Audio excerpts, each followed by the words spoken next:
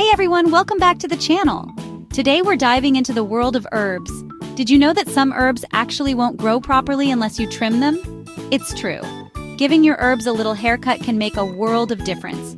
So whether you're a seasoned gardener or just starting out, stick around because I'm going to show you exactly how to trim some of the most popular herbs like basil, mint, oregano, and thyme.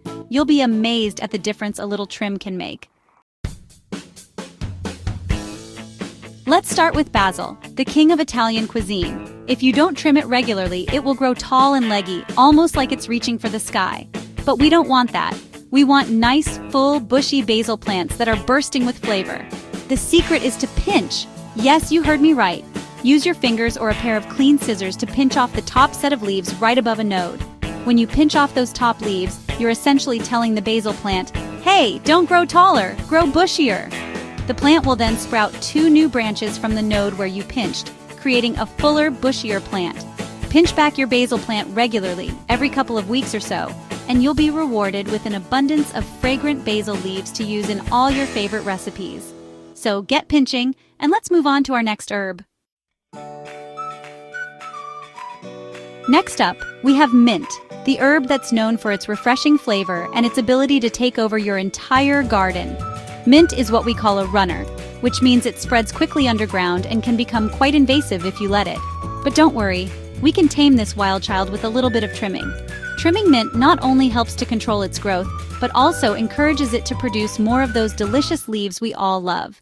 Just like with basil, you can pinch back the top leaves of your mint plant to encourage bushier growth. Don't be afraid to give it a good haircut. You can even cut back the entire plant by about 1/3 of its height. This may seem drastic, but trust me, your mint plant will bounce back stronger than ever. So, embrace your inner Edward Scissorhands and give that mint plant a trim. It'll thank you for it. Now, let's move on to oregano, the herb that brings a taste of the Mediterranean to our kitchens. Oregano is a hardy herb that can withstand a lot, but even oregano needs a little TLC to thrive. One of the most important things to remember about oregano is that it can become woody if it's not trimmed regularly. To prevent your oregano from becoming woody, it's essential to trim it back frequently. The best time to trim oregano is in the spring, just as new growth begins to appear.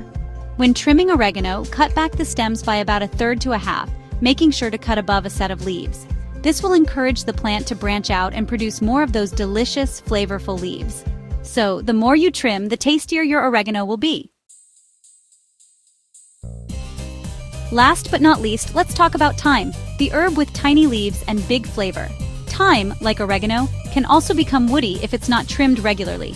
Just use a pair of clean scissors or pruning shears to trim back any leggy stems and to shape the plant to your liking.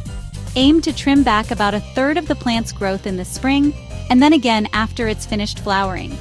This will help to keep your thyme plant looking its best and producing an abundance of those tiny, flavorful leaves.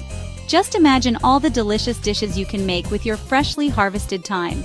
From roasted vegetables to hearty stews, thyme adds a depth of flavor that's simply irresistible. Thanks for watching. I hope you enjoyed this crash course on herb trimming. If you found this video helpful, don't forget to give it a thumbs up and subscribe for more gardening tips. And be sure to let me know in the comments below what your favorite herbs to grow are and what you like to use them in. Happy growing, everyone!